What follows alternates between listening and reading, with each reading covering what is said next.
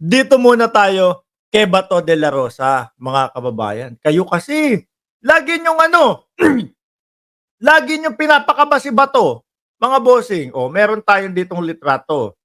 Ano? Meron tayong litrato ho dito, mga kababayan, na, eto may sinasabi si Bato de la Rosa. Ano daw po? Meron daw isang former chief PNP receiving money, payroll from you. Close parenthesis, Alice Go. Si Alice Go po ang kausap niya dito, no? Pwede bang malaman kung sino itong former chief PNP na ito? Ayan.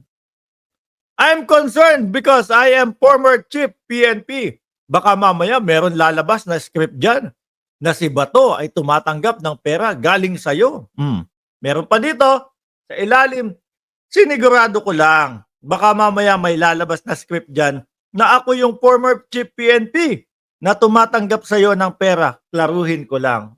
Kung gusto niyo po malaman kung totoo ba ito, ito mismo siya. From you.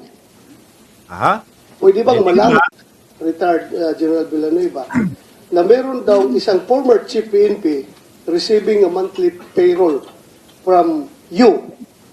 Alice Go. Pwede bang malaman kung sino itong former chief PNP? I'm concerned because I am a former chief PNP. Baka mamaya, mayroong lalabas na script dyan na si Bato ay tumatanggap ng pera galing sa'yo. Laging pasigaw ito, mga kababayan? Laging pasigaw itong si Bato de la Rosa. Astig, mga bossing. Mamaya, tuloy lang ho natin, mamaya. Wala pong ganun pong nangyayari. Sigurado ka? Sigurado po ako. Wala Kilala mo ba ako?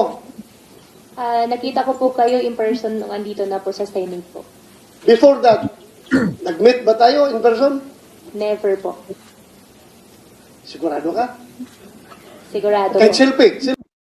Bakit ganun si Alice Go, mga kababayan? O Gua Hopping. Laging nakasmile, laging pa-cute. Tingin ko talagang, baka mamaya talaga spy din ho ito, no?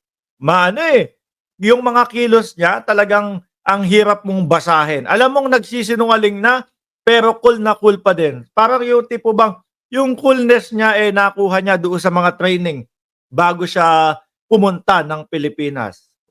Di mo mawari talaga kung ano to si Gua Hopping Selfie. May selfie ka sa akin? Selfie, I think wala po. Kahit nag-cruise mo lang tayo sa isang mall, nakita mo ako. Hindi mo ako nakita sa isang Hindi mall? po. Sigurado ka? Wala pa, hindi pa tinuturo si Bato, naglilinis na ho agad, mga kababayan. Kumbaga, hindi pa nababanggit yung pangalan, naglilinis na kaagad. Ito po ako. Siguro ko lang, dahil baka mamaya may lalabas na script dyan na ako yung former chief PNP na tumatanggap sa iyo ng pera. Laruhin ko lang ito. So, General Gonzales, pwede malaman from you kung sino yung former chief PNP na sinasabi niyo na tumatanggap ng monthly payroll from Alice Go?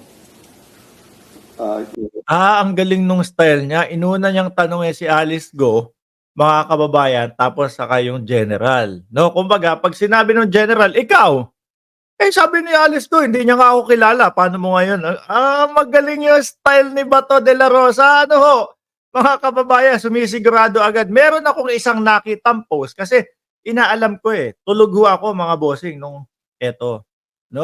Inaalam ko, paano ba nag-umpisa yan? Bakit nagkaroon ng ganyang tanungan? Ganito pala yun. Ito, ba't umabot sa ganyan na tanungan? Sabi nung nag-post, nabanggit kanina na may former chief PNP na tumatanggap ng monthly payroll kay Alice Go. Ngayon, bigla daw hong dumating si Bato de la Rosa. Ibig bang sabihin yan, wala siya sa komite?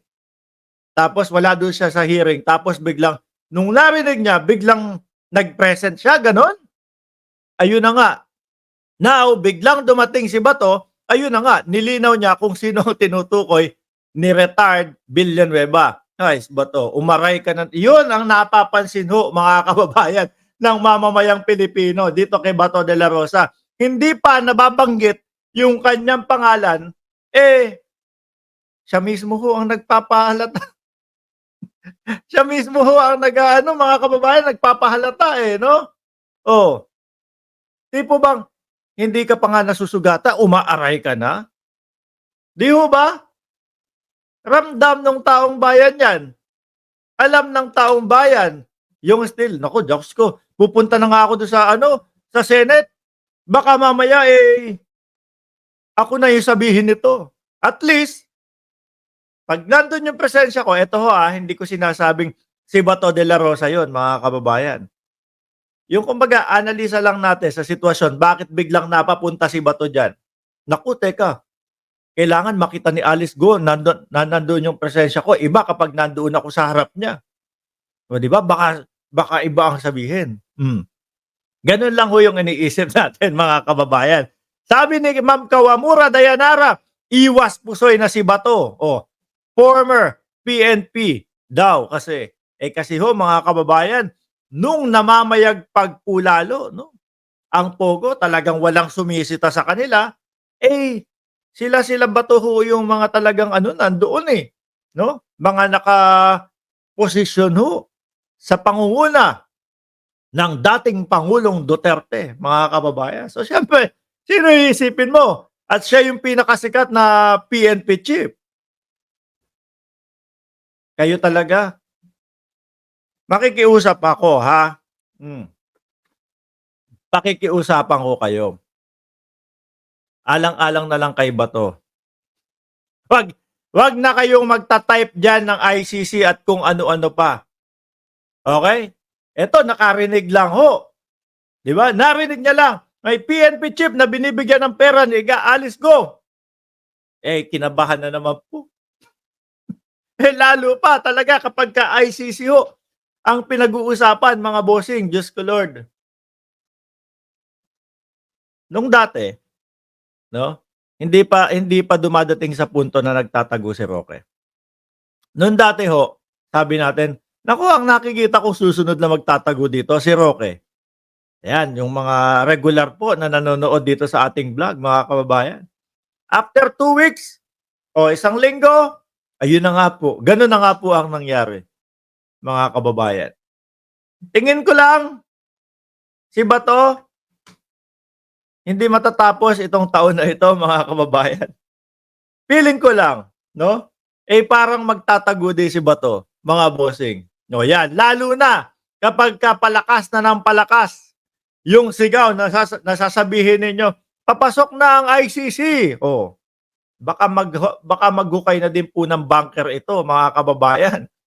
Sabi ni Ma'am Kawamura Dayanara, nervyoso pala si Bato. Ay, opo.